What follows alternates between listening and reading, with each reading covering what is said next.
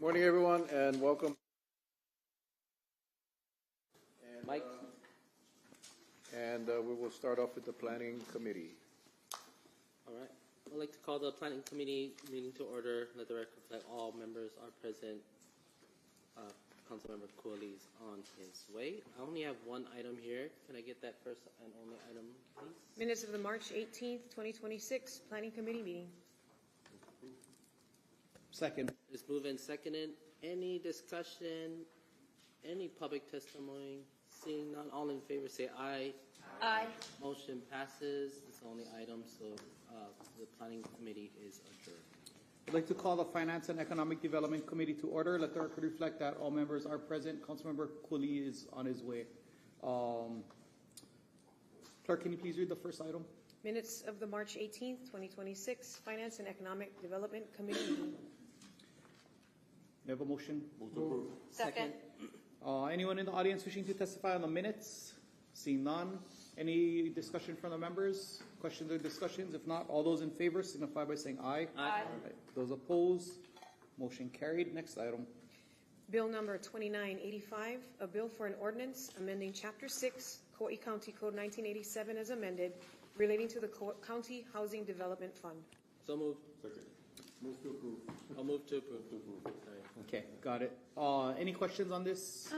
Can I'll suspend the rules. Adam just come up one more time? Councilmember Cowden.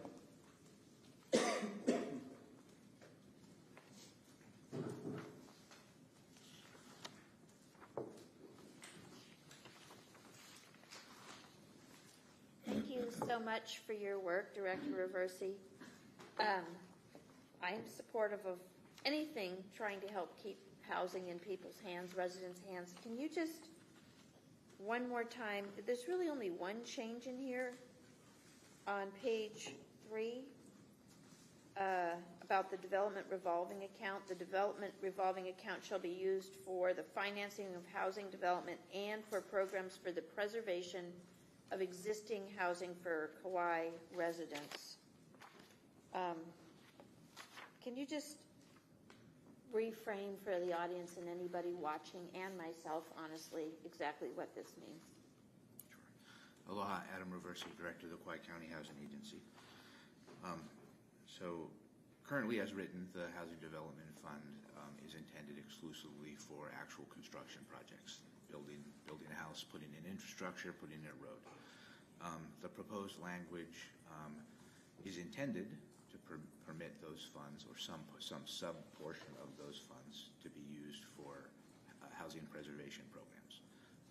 And what we had in mind were programs modeled after not just, but an example is the Indeed program in Vail, Colorado, that allows the local, and there are numerous others throughout the Rocky Mountains, and also another I just learned about recently in Michigan. But the way those programs operate, like Kauai, they are areas that have significant external pricing pressure on housing because they're beautiful vacation areas. People come and want to buy real estate there as second homes, vacation rentals, etc.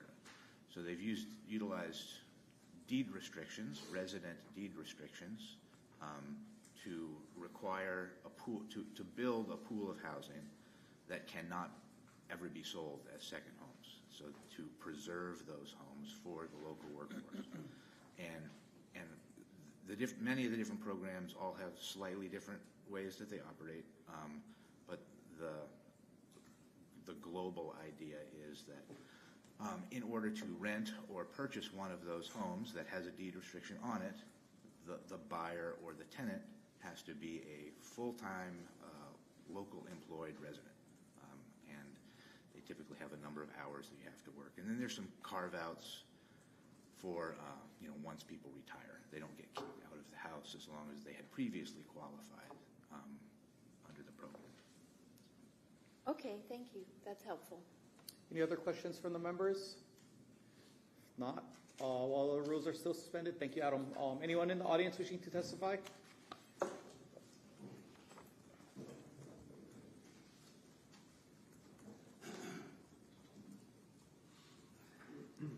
Good morning, guys. My name is Bart Thomas. I'm actually running for county council. But what I really like to talk about is the housing projects that we have. That's great. But yesterday I drove down Kaua and I saw this one housing development project that we have, duplexes. The grass is growing to the windows. Trash is overflowing out front, out back of these places. Abandoned cars. Are we checking and making sure our existing properties are taken care of? There's 5 units over there that are empty. And so this concerns me that we're out for building more stuff when we can't even maintain our own stuff that's already there. So I'd really like you guys to take a look at that. The other part is that's great that we're building these places, but as you guys alluded, we only got so much time left on our landfill. So all this byproduct that's coming off these products that they're building, where are they going? So our 3-year becomes 2 years at that landfill. So what we should be doing is looking at ways of getting rid of their product or creating a recycle program through their building. Anyways, second part. This morning I heard that Congress and Senate decided to alleviate Republicans and Democrats and make it one party. So it's all going to be purple. Okay, sorry, April Fools. Anyways. I have a clarifying question. Let him finish. Oh, okay, I thought he was getting up. No, guys, that was all. Thank you so much. Clarifying question. I have a Councilmember clarifying Cowden. question. Do you support or oppose this bill? It's not that. Mike, Bart. No, I was going to go directly to her. To me, it's not the bill itself. There's so much that we're not looking at. Okay. And that's my concern. Okay, and then my second clarifying question. Was those houses that you looked at, was that a state project? Yes, it was. Okay. But it still is houses that we provide for people on this island. Yeah. And then there was 4 or 5 abandoned cars, and it was just, I sat there, I had family down there that lived there, and I was watching some stuff that doesn't really sit well with me, you know. But if we're going to put money into all these buildings, but we have 5 3-bedroom units not being utilized, that's not right. Thank you. Anyone else in the audience wishing to testify? Seeing none, I'll call this meeting back to order. Any final discussion from the members? Councilmember Cowden? I'm very much in support of this. I think that we absolutely need to keep people in their houses. It's cheaper to keep people in their houses than it is to build new houses. And so I support both efforts, but I think to have this adaptability in our housing revolving fund when we have quite a bit, that it's, I mean, there's not enough of anything, but like it's good, and I appreciate the movement forward. Anyone else? If not, She's raising her hand. Is nobody else going to talk at all about it? We're just going to move forward. I mean, Push your button. well, I just want to say I'm also supporting this. You know, I think we are facing a housing crisis that we can't just build our way out of. And I did a lot of research on some of the other places and the fact that this is done in areas where there's these external price impacts of high tourism particularly. And I just think it's worth, it's worth trying. I think the more that we can keep our rural landscape and our lifestyle and our country way of life and ko'i, I think is wonderful, while we also provide housing. I think it's a good balance. anyone else? Not. Let me just say, Council Chair. I don't want to, I want to just make sure that Mr. Thomas's comments were heard, that it wasn't in opposition to the bill. It was really maintaining these projects as we develop them. I think that comes with you would think it's an automatic, but I just want to thank Bart for his comments. Okay, roll call vote. Councilmember Bolasan? Aye. Councilmember Carvalho? Aye. Councilmember Cowden? Aye. Councilmember Holland? Aye. Councilmember Kuali'i? Aye. Council Chair Raposo? Aye. Committee Chair Kaneshiro? Aye. Motion passes. Seeing no further business and hearing no objections, the Finance and Economic Development Committee is now adjourned. I'll call a committee of the whole to order. Let the record reflect all members are present. We have one item. Can we have the one item, please? COW 2026-02, communication from Council Chair Raposo requesting the presence of Helen Rain, Conservation Coordinator, Pacific Birds Habitat Joint Venture, to provide a briefing pertaining to the alaiʻula, an endangered water bird unique to Hawaii. Thank you. With that, I'll suspend the rules and invite Ms. Rain to come up to the seat. You know, I often say we don't know what we don't know, and I had the honor to meet with Helen a week or so ago, a couple weeks ago, and got to learn about the alaiʻula and the threat of losing this species. So I invited Ms. Rain to come and share a little bit about this amazing bird. And with that, we'll turn it over to Helen. Yeah, thanks so much for your time and the opportunity to talk about the alaiʻula. There we go. Morning, everyone. Thanks so much for your time and the opportunity to share about this bird. I have a short presentation because I think the visuals really help with it. Okay, there we go. Can you guys see that okay? Yeah, so I'm with Pacific Birds. I'm the Hawaii Conservation Coordinator. I live here on Kauai, but I work across the state. And all of these partners I'm representing today, so everyone from the Division of Forestry and Wildlife to local businesses are involved in this campaign. And I'm sure everyone's seen alaiʻula before. You know, they're in the lo'i, they're in the auwai, but often people don't realize how special they are and how few there are. So they're down to 700 birds. Most of them are here on Kauai, the vast majority. So it really is our kuleana to look after them. And they have this long history entwined with Hawaiian culture.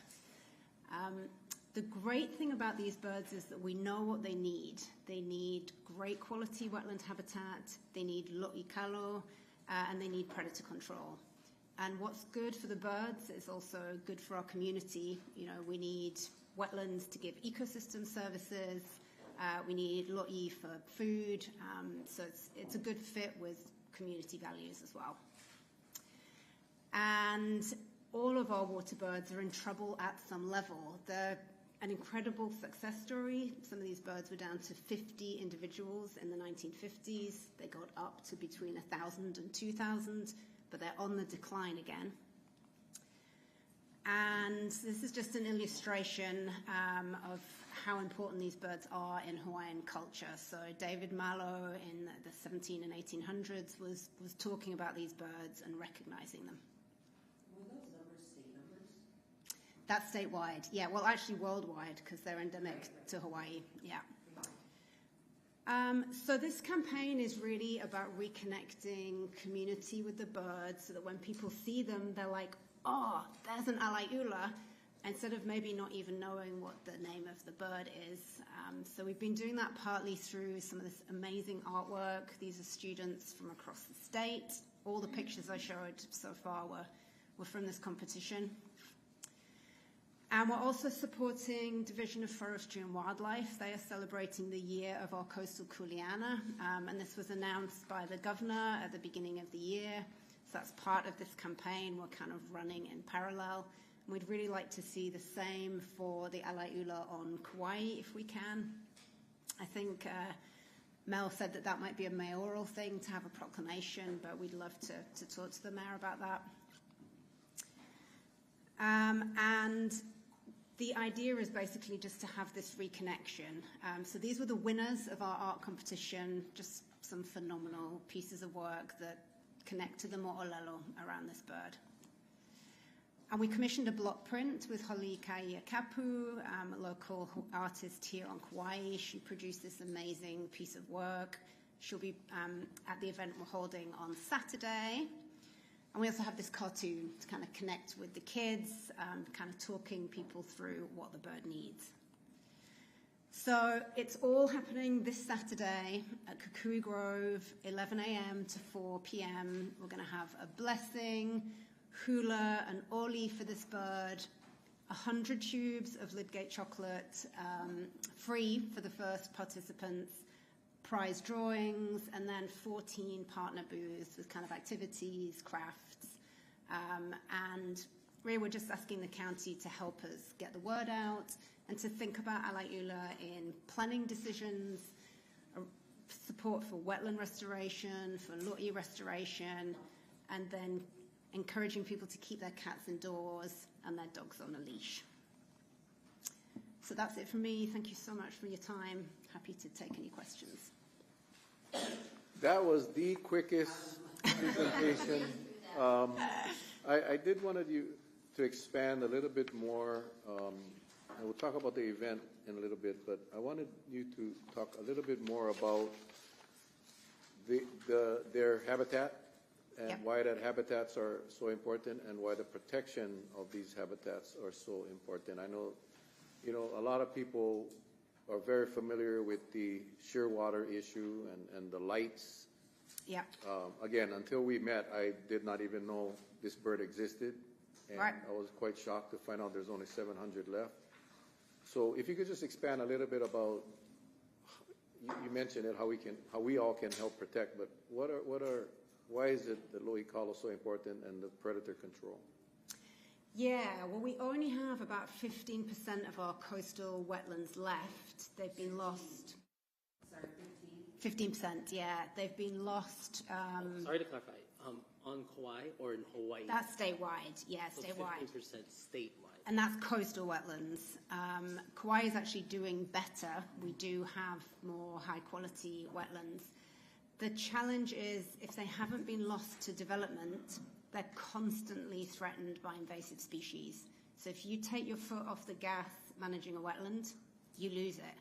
And we see that regularly across the state. Even national wildlife refuges, there's one on Molokai that is just mothballed because it's lost to invasive species.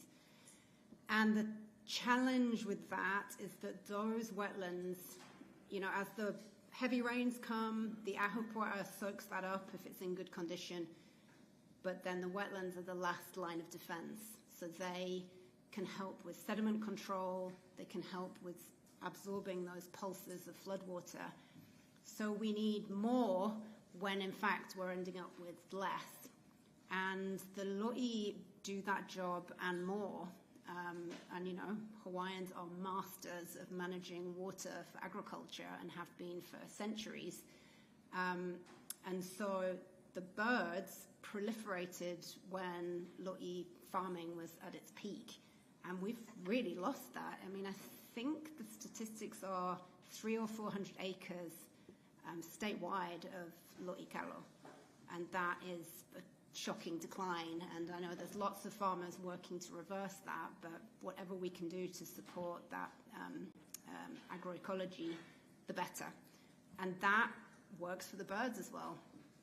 The other factor, as Mel said, is predator control. If we're not making sure that cats are not free on the landscape and we don't have free roaming dogs, basically we're losing the battle because these birds evolved without mammalian predators. Their strategy was to be on a remote island with no people, and then people came and that was okay, but then the dogs and cats and all the other predators were the real problem. So, people brought them here. It's our responsibility to make sure that they're not killing these birds. And when you're down to 700 birds, it really is every bird counts. Having outdoor cats, free roaming, is just not sustainable on the Hawaiian Islands. That's not how this ecosystem works. Hey, Helen. I'm curious. Out of the 700, how many are on Kauai versus Oahu? I think it's around 500 to 600 on Kauai, and most of the rest are on James Campbell National Wildlife Refuge. But they've been lost from all the other islands. So bit by bit, they're disappearing. A couple of attempts to reintroduce them to Molokai. We are working on reintroduction again. And I should say that probably that's something of an underestimate. We know they're cryptic, they hide, they'll be in the vegetation. But we've done the same surveys for literally decades. So even if the number isn't exact, the decline is clear because we're using the same method to count them. So it's, it was going up and now it's going down. And it has been for about the past 10 years. Thanks, Chloe.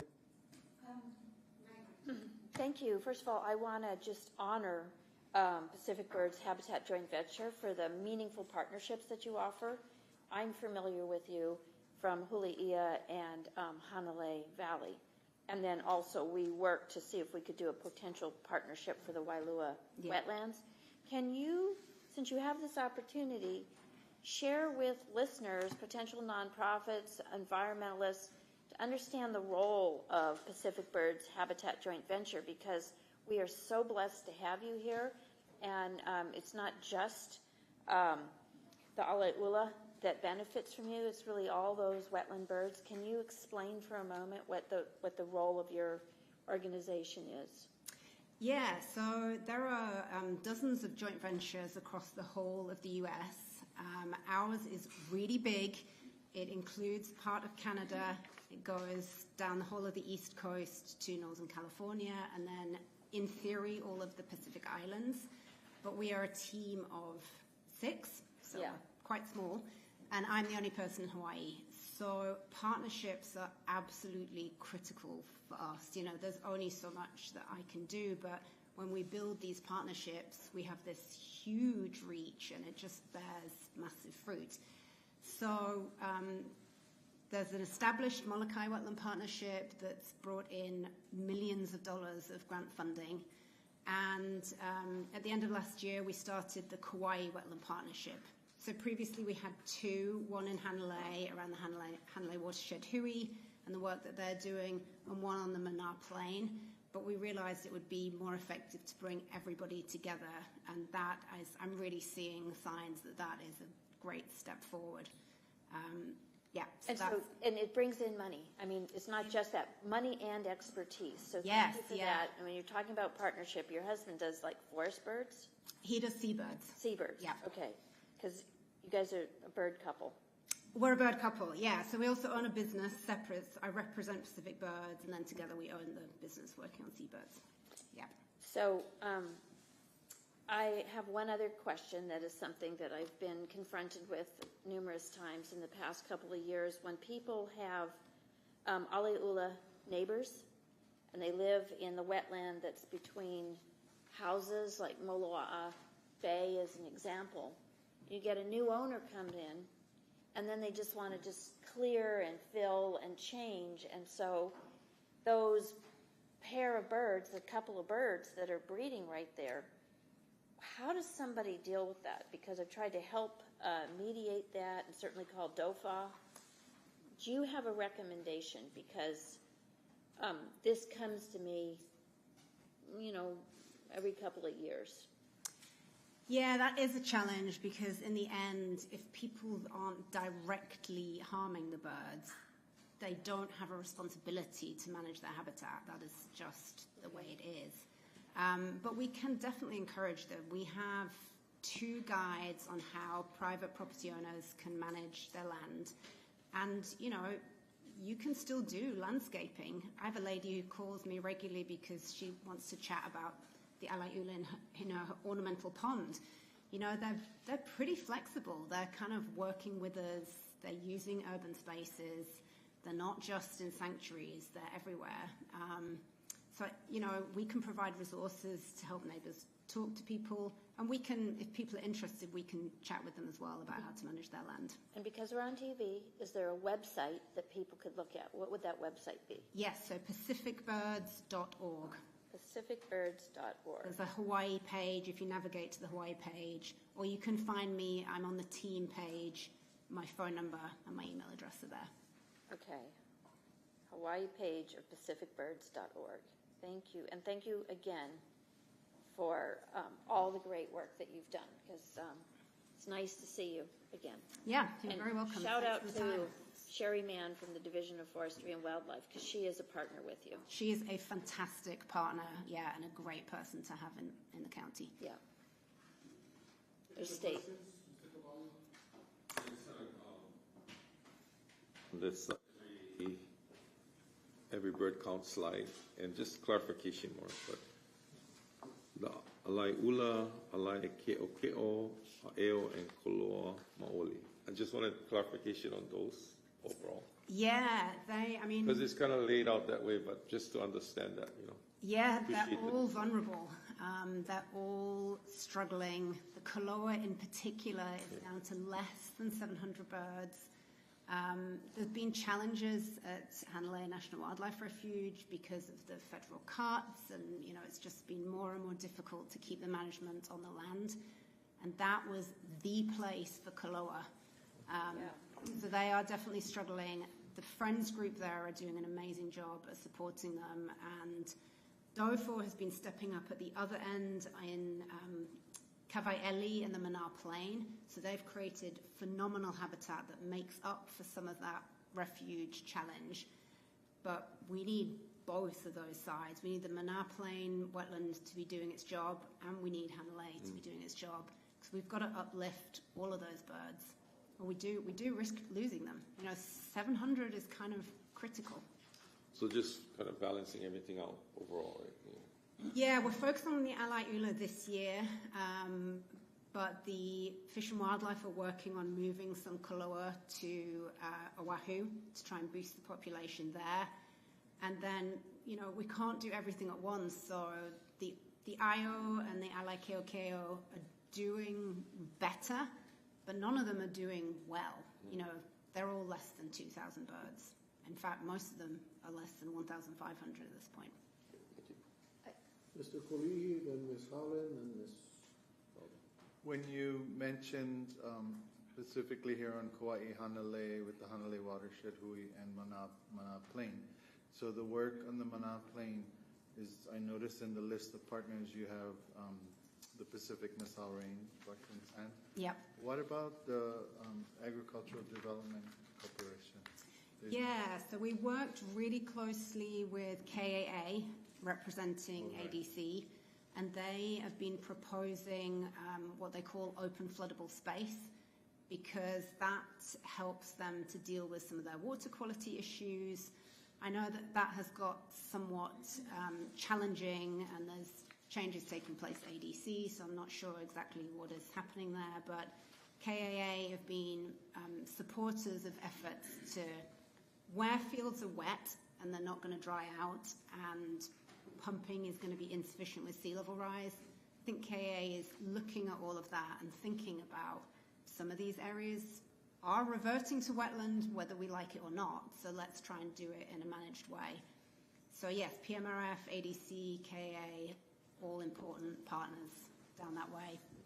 And also for the nene, there are so many nene down there. The only other thing is, have you thought about in your presentation maybe including a map and kind of like pinpointing where the density of these birds are? So we kind of...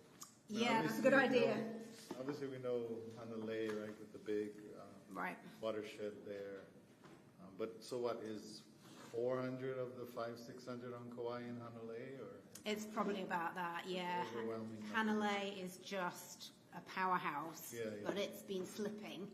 And then, Manar has been coming up as DOFO has expanded that 50 acres.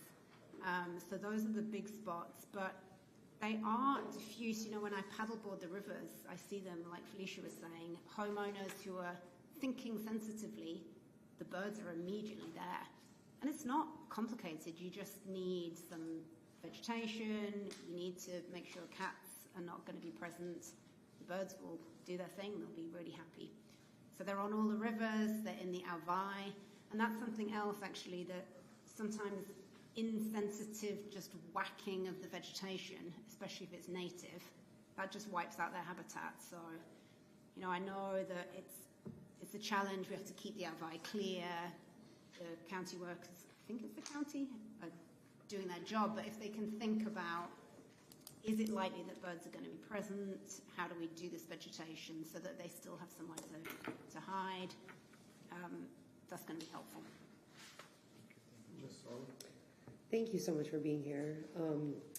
I have a lot of comments and feedback to share, but I want to just ask my question first, and I'll share that more later. But while you're on the conversation around Mana, I think it's incredible. I'm not sure if how familiar you are with the ancient history of Mana, but that was so wet between Kekaha and Waimea that you used to be able to paddle canoe inland of the mountain.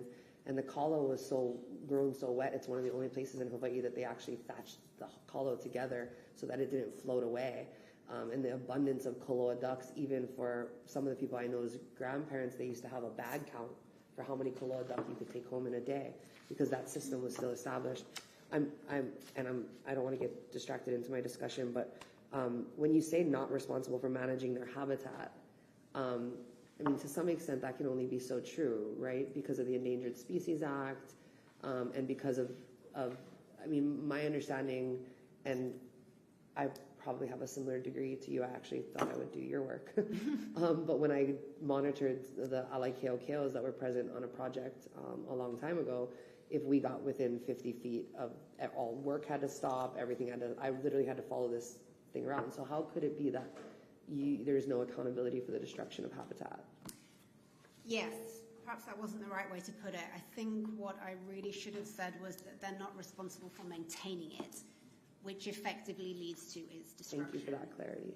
And, you know, it's also private property, so we're not necessarily going to know what everybody's doing. You'd have to document that birds were present first. They are protected, they are endangered, and there are rules around it. You cannot hurt them, you cannot have take, but you don't necessarily, as a private landowner, have to be managing that habitat. But we want to, you know, we want to encourage people to do it because it's the right thing to do, and because the landscaping can be beautiful with Hawaiian native plants and much more resilient as well in the face of floods. You know, if you're planting invasives, just like in the mountains, you know, if we get invasive species, we lose the resilience of those habitats. And that really leads me into the question I had before you mentioned that, which is around the enforcement and legislative action on this topic. So, you know, I think I may have talked to you years ago about this when I first started working on the Wailua Nui Ahuano restoration project. And you speak of Hanalei and you speak of Waimea as these critical wetland systems, but I think there has been a huge neglect of the fact that Wailua Nui Ahuano, basically from the jail and the golf course, that extensive wetland that once ran along to Malaihea, and then on the other side we have what's much more commonly known as the former Cocoa Palms Hotel. And the old documentation. There's a question in here somewhere, right? Yes. Are you familiar? Your discussion before. I know. I'm going to get distracted on this because this is kind of my thing. But are you familiar with that history? And are you guys in conversation about that larger restoration? Because the koloa duck and all of the birds, and we'll say this anyway later, but I did document those birds present prior to the destruction of that entire habitat when it was leveled, cleared back, and I reported it to DOFA, and I'm wondering if you've seen any or heard of any of those conversations, because there was mating pairs of alaiula present that are no longer there, and I do have that documentation, so I'm wondering what your familiarity is with all that. Yeah, I totally agree. The entire Wailua area was formerly abundant with lo'i. It would have been teeming with birds. It isn't, and there are wetland parcels in that whole area. We don't do enforcement. We're all about partnership building and kind of the positive side. But, you know, we try and work with landowners and encourage them to do the right thing. So that's kind of our space. In terms of challenges for the birds, environmental destruction, disappearance of breeding pairs, that's like DOFA, DOCARE, Fish and Wildlife. But it is also important. We need all of these things. And ideally we need developers to want to protect the birds, because there's often small things you can do while you're developing your plan that will keep the birds on the land. You know, it doesn't have to be an either or, it can be a both, for sure. We see that on the golf courses. You know, is golf course habitat perfect? No, but that's where they are. So let's meet them there and let's work with those businesses to make it the best it can possibly be. Thank you. Ms. Kaua? Well, she said quite a bit about, because Wailua is a big area, and that's, I've been working with Sherry, and then glad to see you here. I know that you had a little bit of a hiatus, so. Pause, yep, I'm Yeah. back. So thankful for that. So, and trying to work even on that Cocoa Palms area, that was a big part of a vision I was working on earlier this year, and hope to revisit that. So I guess she kind of covered that, but Wailua is huge. So, I mean, following up on Councilmember Holland's comments about Wailua, you did say, so, what you don't do, but you do work with the landowner to make sure they're doing what they can. The landowner of that primary area, we have the Kauai County Correctional Facility, so the jail, was government, and then you have all of the 500 acres that is the state DHHL, which is also government. So I think those are easy, willing partners, and potentially we should be thinking outside the box and really big as far as restoration, and potentially, instead of letting those lands just continually flood during heavy rains. And if you look now, you would see that weeds have turned into bushes, which has turned into trees. Yep, And that's how it goes. it's pretty horrible. So wouldn't you agree that that's where maybe we could do something big? Yeah, I know Sherry has been thinking about that hard, and that's the power of the Kauai Wetland Partnership. You know, we bring together all the people who could make that happen. There's discussions about the jail moving, and then what happens with the land afterwards. And then it's always a challenge for DHHL because their primary mandate is to get homesteaders onto homesteads. So it's difficult for them because they own these wetlands. They're not going to put homesteads there, but they do not have the resources to be managing wetlands. You know, that's just not their primary objective. But on Molokai, we're working with one of the planners for DHHL, Nancy McPherson, to just try and give her that extra bit of capacity so that we can help them apply for grants. We can have the homestead associations manage those wetlands so that their vision is enacted on their land. So that's how we've been trying to approach that, and I think there's scope to do that here on Kauai as well. Is it only Nancy that you work with at the State Department of Hawaiian Homeland? That's the only person I've been working with so far, yep. They have a whole planning department, and they have a water focus and all that. Yeah, I mean, she's sort of connecting on the inside with all those people, and then I'm the connection on the, okay, so what do we do about this wetland? Right.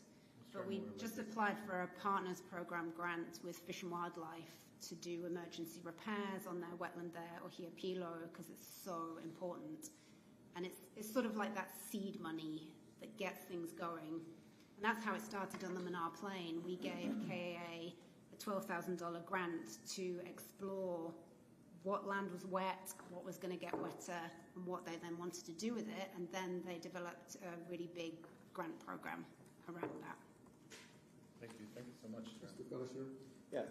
Speaking of like grant money and stuff, I mean, I feel like Kauai is always like has a short end of the stick, but like we're the best island because I mean, we don't have mongoose. We have all of these endangered species, but then it's almost like the federal government's more like holds a stick to us versus a carrot. Like all we hear about is the penalties and you can't get close to the birds and you can't do this, but there's no other side to it. There's no, hey, here's how we're going to help you maintain the population or. And I don't think with this admin we're going to get any of that, but I mean, is there any type of motion or funding from somewhere where they see the value in Kauai having like, the habitat for all these birds without just us getting penalized all the time, you know? Yeah, I mean, that's the wonderful thing about wetlands because you can talk about wildlife and often the threatened and endangered birds bring the money in, but the value for the community is huge. So, for example, the NIFWIF, National Coastal Resilience Fund, I just met with two of the national managers for that.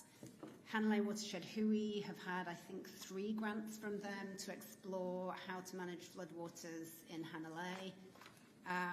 The Alacoco Fish Pond are applying to continue their work, resilience work at the fish pond through that fund. And we've been really successful in Molokai with that grant program. They've gone all the way through planning and design, and they're now applying for implementation, another $2 million grant. So there is money out there, and we can navigate all of that together. You know, if you have projects that you want to do and there is going to be a waterbird component, then me and the Kaua Wetland Partnership are more than happy to hear about that. And the Kaua Wetland Partnership is kind of, you can drop in as council members, you can present, you can let us know what it is that you want to do, and we'd like to work more closely with the county planning departments as well, because I think that's part of the really effective way of making sure we all get what we need and the birds get what they need and the community hopefully has reduced flooding. And there's no magic bullet, but we can try and reduce it, get more wetlands on the landscape, reduce our brown water. You know, there's just so many benefits to that kind of wetland restoration work.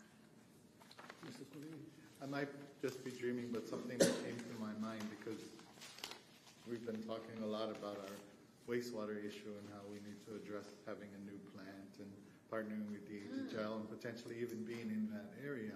So do you know, since you probably know what's going on around the world with this particular issue, if there's a way to address the wastewater concerns and while also creating such a habitat that would be helpful to these endangered birds? Yeah, that is a very timely question, because we just had a meeting as a statewide wetland group, which is a phone-in thing. I can send out an invite.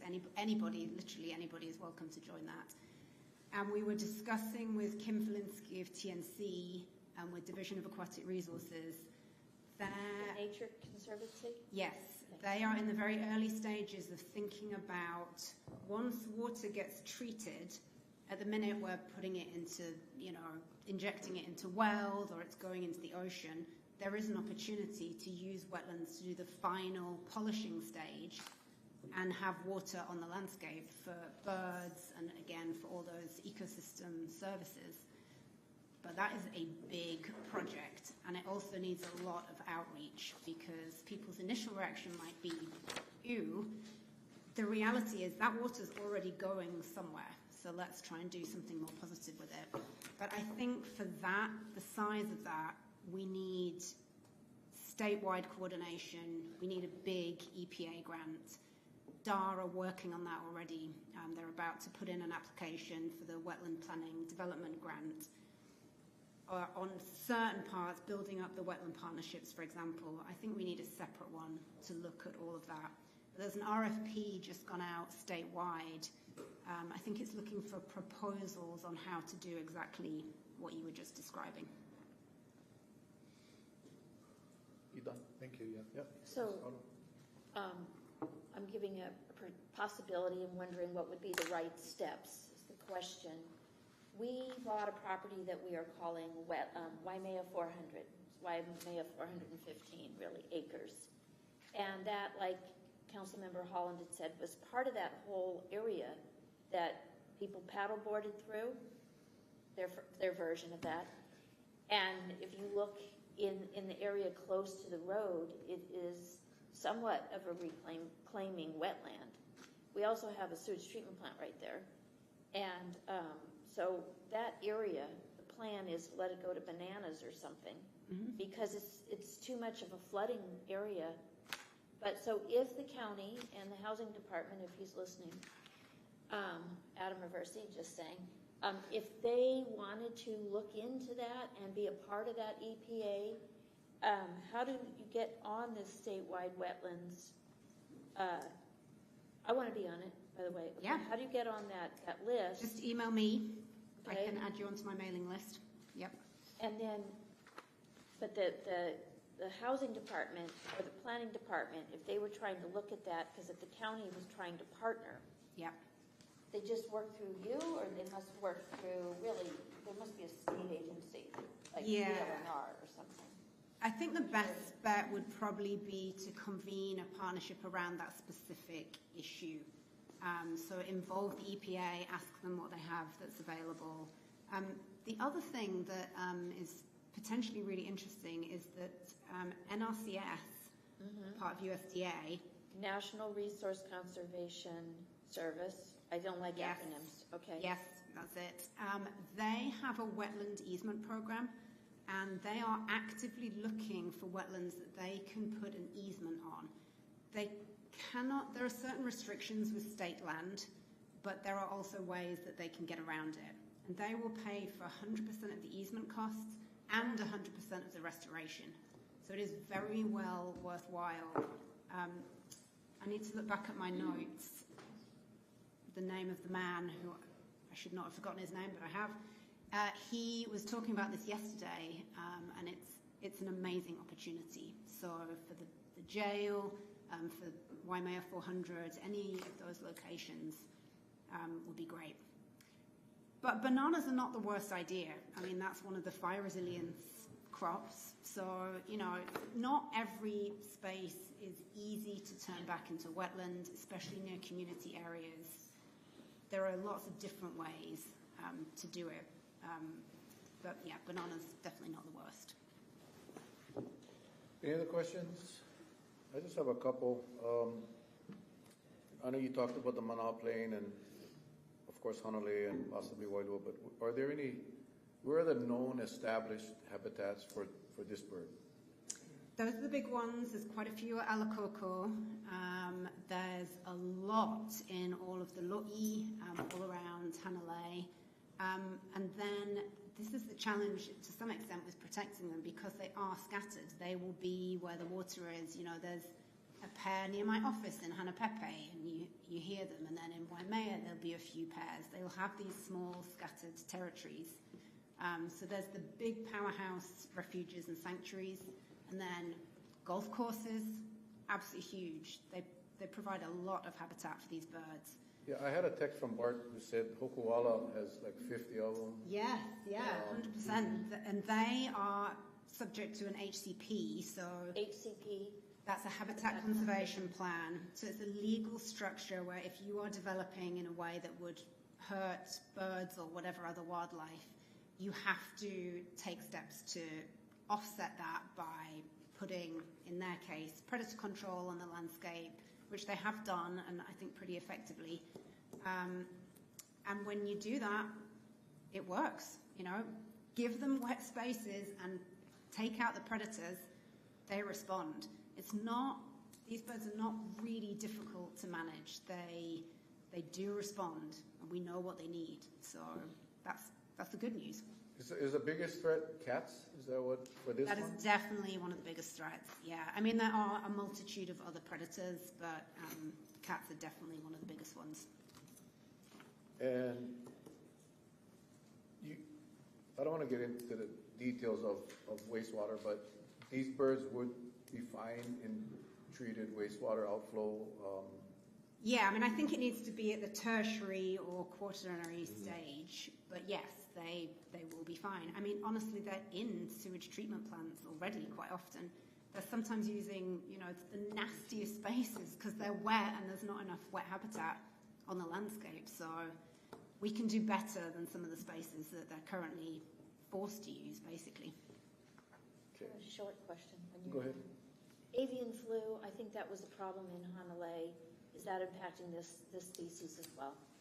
We have so far dodged the bullet, and yay. I'm just keeping all my fingers crossed that we continue to do that. The other big one is botulism. Yeah. So you need good water flow and good wetland management. Stagnant water is potentially a death sentence because you get one bird that dies, the toxin, the botulism toxin, gets into the maggots, the other birds come in and eat the maggots, and then you just end up with mass die-offs.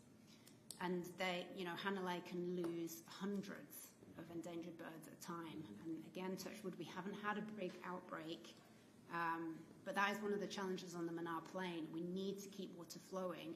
We need to figure out how to keep getting water off that landscape. Would it make sense to relocate these, I don't know what you call them, pods or what, groups of, let's say from Hokuala, and you have 50 of them there. Would it make sense to relocate them to Mana Plain? Actually, what they're thinking about for places like Hokuala, where they have a lot, but it's maybe not the best place for them, is doing the reintroduction project. So DOFOR did an assessment that identified Molokai and Maui as potential locations to receive these birds and start a new population. Because, you know, one good hurricane or stochastic event, we could lose these birds, so we want to have an insurance policy. The challenge is there's a reason why they disappeared. You know, there isn't enough because they need pretty fresh water. The Ayo can deal with salt pans, and the Alai Keokeo is less fussy, but the Alai Ula needs pretty fresh water. It can tolerate some salt, but not very much. And that is not available yet on Molokai and Maui in sufficient quantities, reliably in managed wetlands. So that's the challenge. And sea level rise and climate change are only going to exacerbate that. So we don't want to put them somewhere where we haven't done the restoration and we can't guarantee success, basically.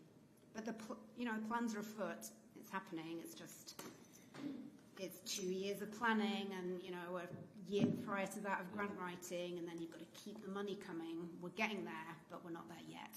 But that is the long-term aim, I think. All right, let's talk about your event on Saturday. I'm totally excited to see all these pieces of art from our kids. I know you briefly touched on it, but this is your opportunity now to promote the heck out of it. It's on Saturday, April 4th, this Saturday from 11 to 4 at Kukui Grove. I know 100 tubes of Lidgate chocolate. That right there, surely that's going to get all of us. I'll be there at 10 o'clock just to get my tubes. Lidgate chocolate, in my opinion, has taken over the top. I don't know if we're supposed to promote. Probably not. I'm just being real. I mean, that is the best it's chocolate covered macadamia nut candies I've ever had. So, and 100 tubes, they're not cheap to get over there. So what else can we expect at? Yes, we're going to kick off at 11 o'clock with a blessing and then an oli. So Hawaii Audubon Society is flying over to deliver that. We have 2 hula halaus with dancers around this bird. And then we're going to start with our booths. So there's going to be a little passport. Families can go around the booths, just interact. You get a little stamp in the passport, and then you can take it to get your chocolate, put it in as a prize drawing. We have Vortex binoculars, AirPods, Alai Ula stuffies, which is going to be quite hard to part with those. They're quite cute. And just a chance for people to learn about coastal wildlife. DOFOR's there promoting their Coastal Kuleana program. We're going to have NOAA. There's 14 partner booths, crafts, art activities, Holly's amazing block print will be displayed there. And then we have a pop-up art show showcasing the 2 winners, one of which was here on Kauai, Olwyn Fife. She was one of our joint winners, the highly commended. And then we printed every single piece of artwork that we received. So kids can come, if they're on Kauai, they'll see their own artwork up there. It's kind of like a mini art gallery in Kukui Grove. Yes. So it's in the food court. Come down, enjoy. We're really looking forward to welcoming people. Looking forward to that. Go ahead. Just appreciate the artwork. I mean, in addition to the heavy, discussion, but the artwork part. I want to bring my grandkids. But yeah, really. And then you mentioned the people who actually, or the kids who actually did it. So that's another one that kind of resonates. So that's good. Yeah. I want to say that. Yeah, we're excited too. And they're honestly, it was so hard to judge. The pieces of work were so high quality. They really worked so hard, those kids. So we wanted to kind of showcase their efforts. Any other questions? We do have a certificate. Like I said, the council can't do a proclamation, but we can do a certificate. But before we do that, I want to ask if there's anyone in the audience wishing to testify. So I can ask you, just go sit down real quick. Thank you so much for your time. Thank you. I'm not going to make a habit of this, guys. So again, my name is Bart Thomas. The one thing that I wanted to talk to you guys about is, this is great, Helen, great work. But you were talking about every one of those birds are very important. I've actually seen golf ball hit one of those birds on 18, when you're sitting at hole 18, it's a par 5, and we're all recreational golfers. There's a few pros, but those balls go everywhere. And they're scattered throughout that hole 18. They're not by the water. They're out through the course. And so we need to figure out some way to either get them to, migrate more towards the water. Because you also got nene nest on the left side as well. So there's concerns with that course, especially with these birds. We're diminishing the numbers. This isn't helping. We're creating target golf, and we don't need that. We need to get those addressed. So, anyways, thank you. Thank you. Maybe we'll just shut down hole 18. Make it the world's first 17th hole. Yeah. Anyone else?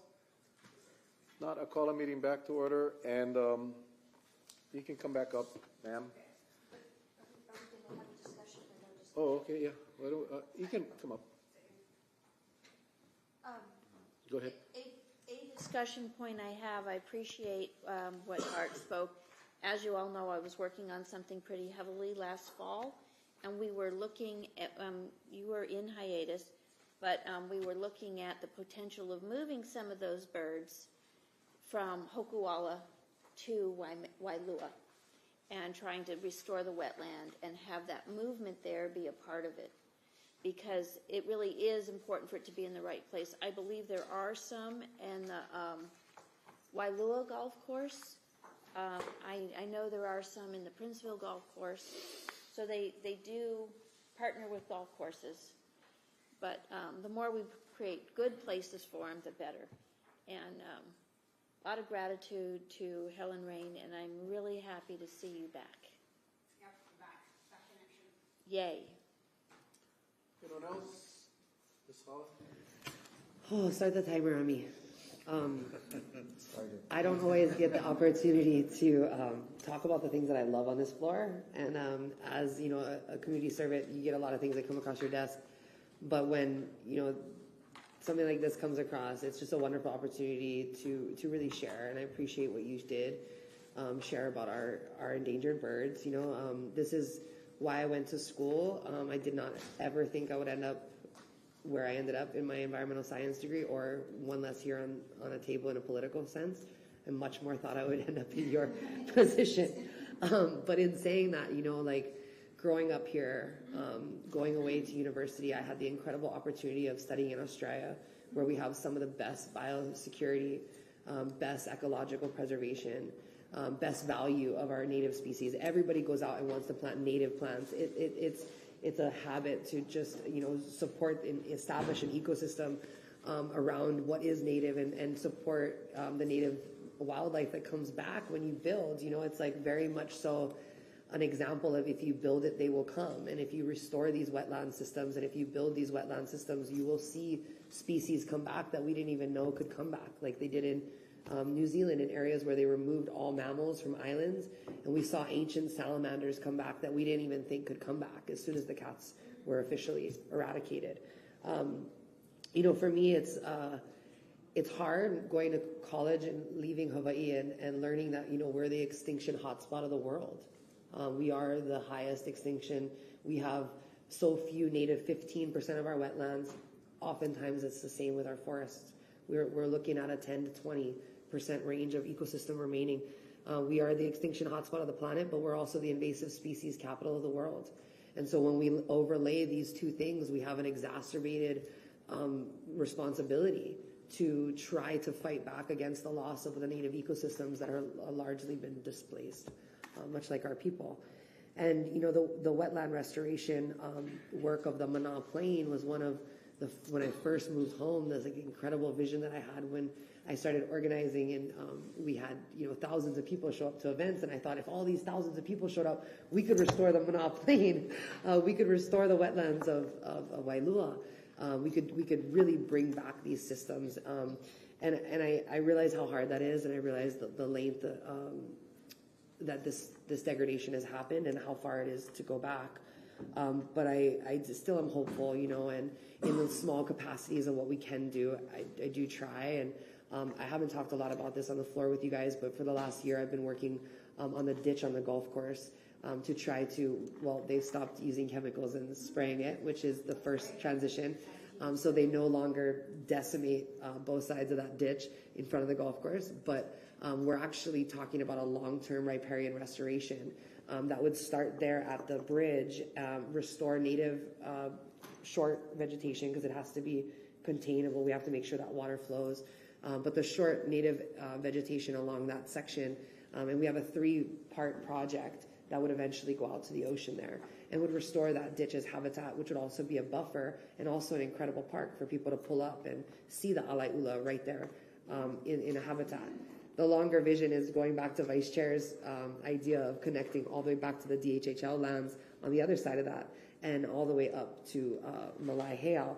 So, for me, I'm passionate about that, and I'm hoping that we can do those kind of things, and I'm grateful for you sharing this information, because when I bring it up to my colleagues later, maybe they're going to understand the passion even more so than they did before they knew about our birds.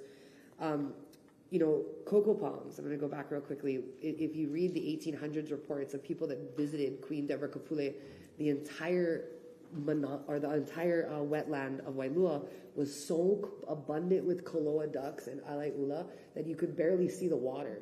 The rock wall structures that are described in that whole area, and the vision for Iola Wailua Nui that I have been working with for years is really to build back those rock historical sites along with bringing back the native ecosystem. And you spoke about the presence of these birds.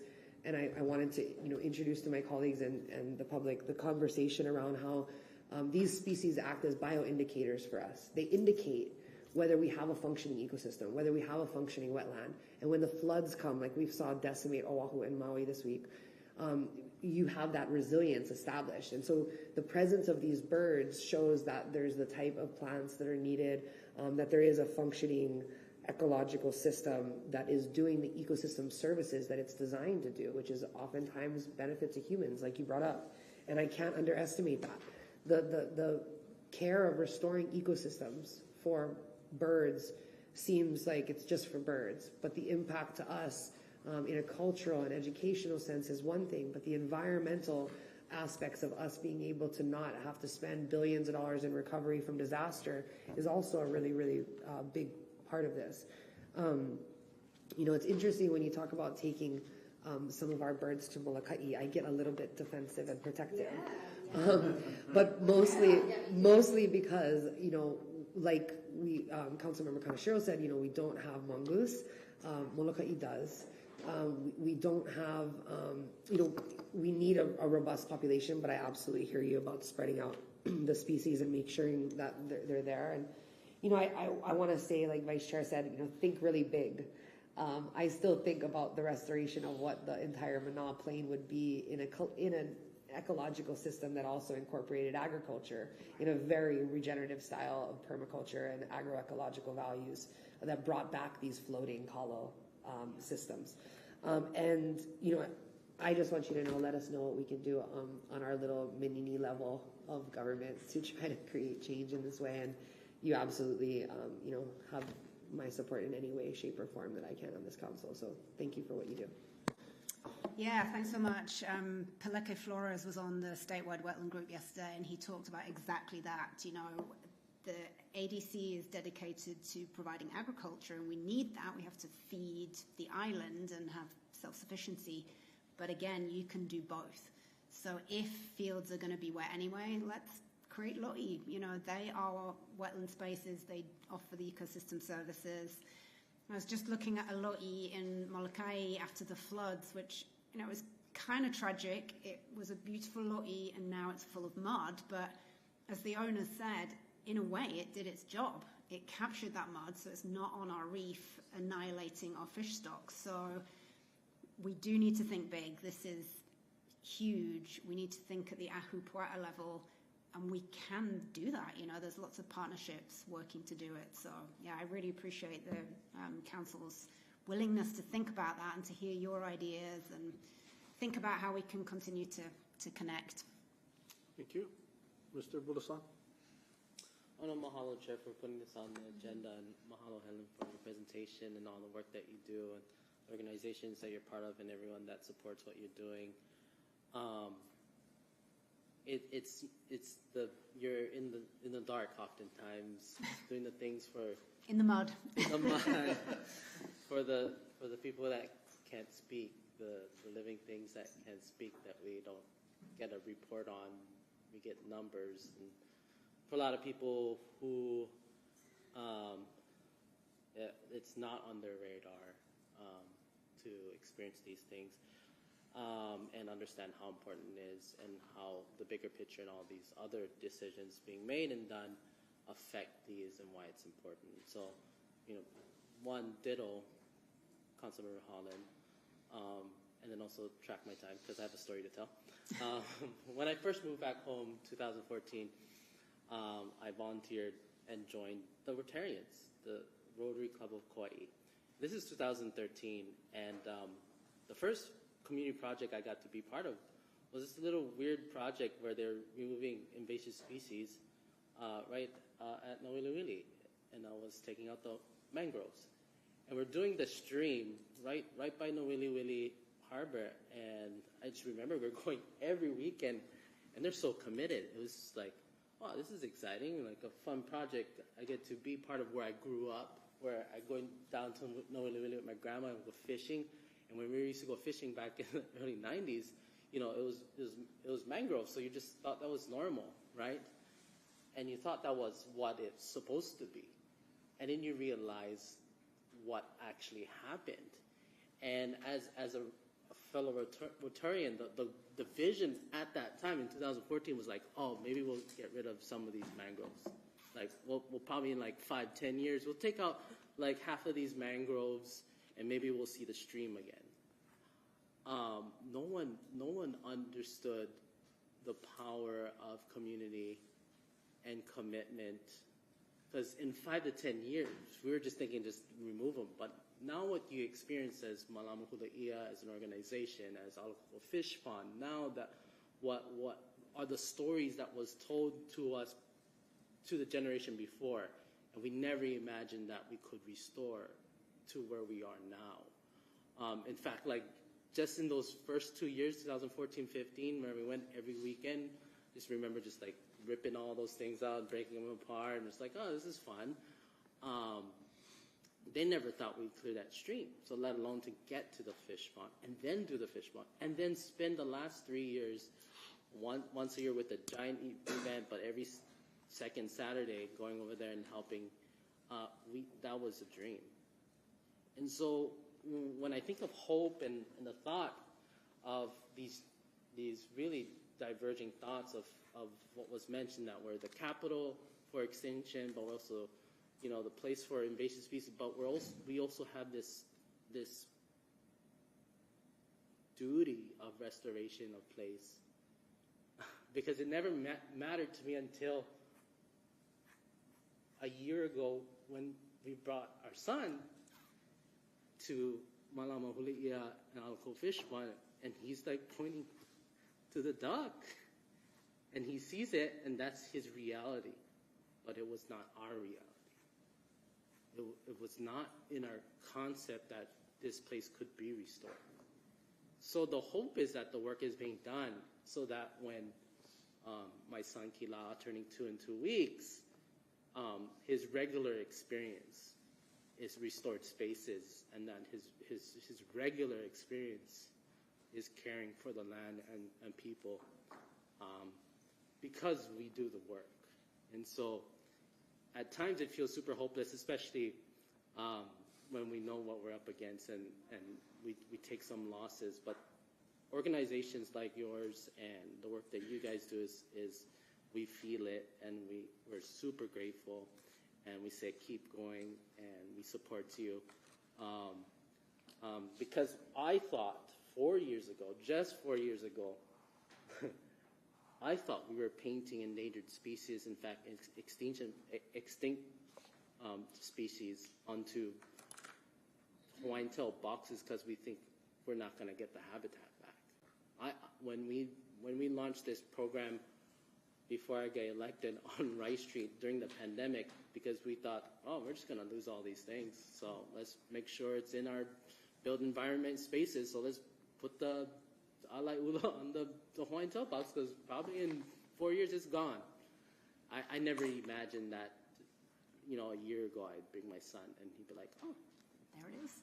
you know. And so that your work is making an impact is what I'm trying to say, and it's result in real life-changing experiences like my son and mine's, and that whatever we can do for the restoration of place and people and living things is important. As mentioned, they're biomarkers of healthy environment, and also then reflect within us healthy relationship to that environment. Therefore, we become healthier as people. We become better as people because it allows us to thrive and it allows our future to thrive. And so my hope is that my son goes to work with you guys to continue the work that you're doing, and I get to help usher and keep that path for him. And maybe one day he's not painting Hawaiian tail boxes. He's just caretaking places as we're doing right now. So thank you all for all that you're doing. Anyone else? Anyone else? Appreciate that. Anyone else? Mr. Cooley? Yeah, I just, mahalo nui loa for being here today and educating us and inspiring us and motivating us. And mahalo, Chair, also for bringing this forward. I absolutely ditto everything Councilmember Holland shared. I share her passion, even though I don't necessarily share her science education background. And I think more than anything, I agree that this is all of our kuleana, and we all need to do something, whether it's big or small. Clearly with, you know, the Hawaiian values of Malama'aina and Aloha Aina.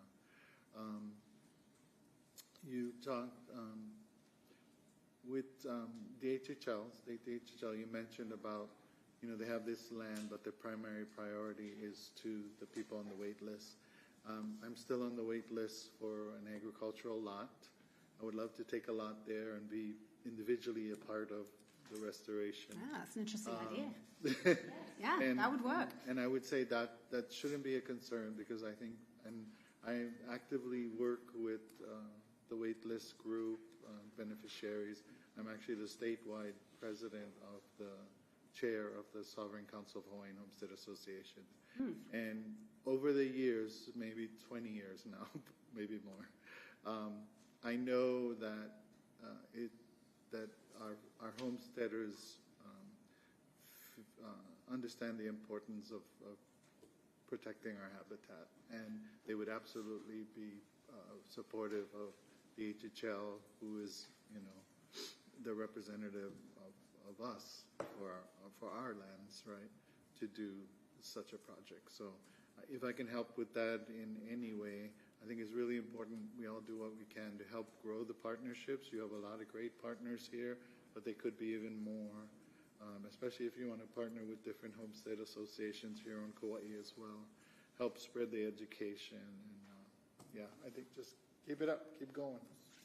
That's a wonderful idea. I hadn't thought about that before. But for wetlands where, you know, it's not currently reserved for birds, then why not? Let's make it an agricultural lot.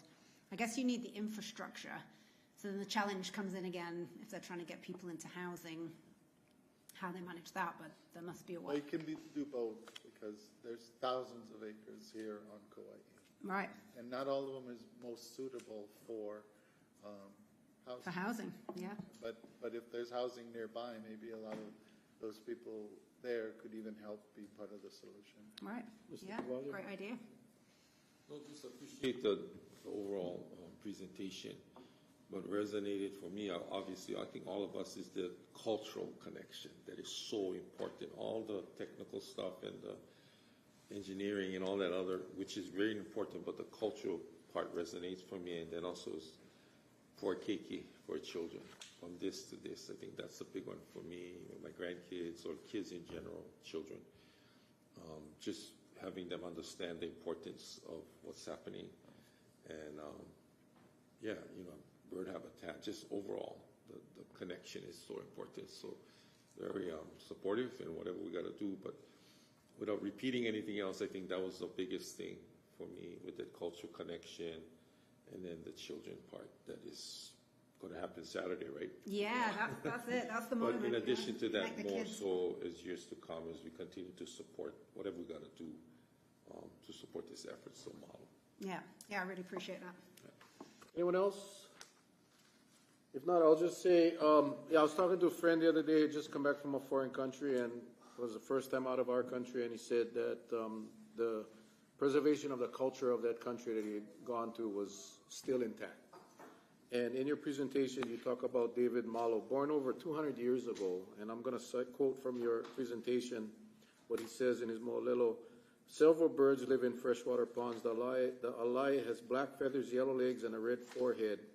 This bird is thought a god, and many people hold religious services to it. So I think what Mr. Cavallo just talked about, the culture, is just not just a bird. It's not just a bird on an endangered species. This bird was very important back in old Hawaii. So I think the education of our history to the kids, I think, is probably one of the most important things. So it doesn't end up as a painting on an electrical box like Addison talked about, that they understand the importance of taking care of these birds.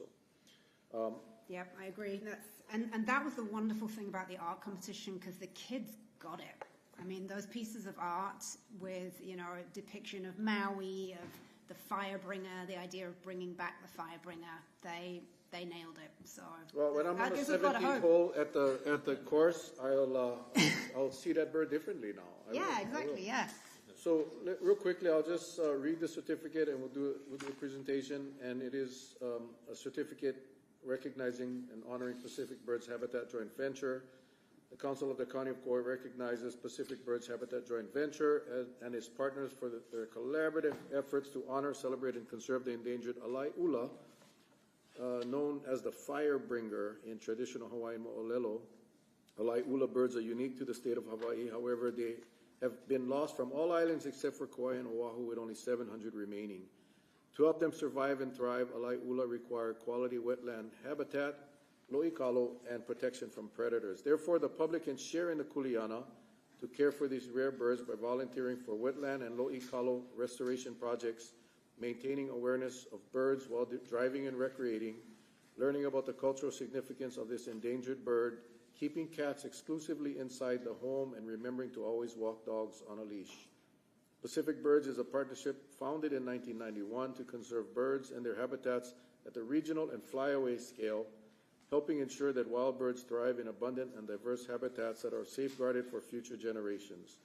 The organization convenes partners in Hawaii, Alaska, the U.S. Pacific Islands, the north coast of California, and the western parts of British Columbia, Washington, and Oregon, directly supporting conservation on both natural and working lands managed by public, private, and tribal entities.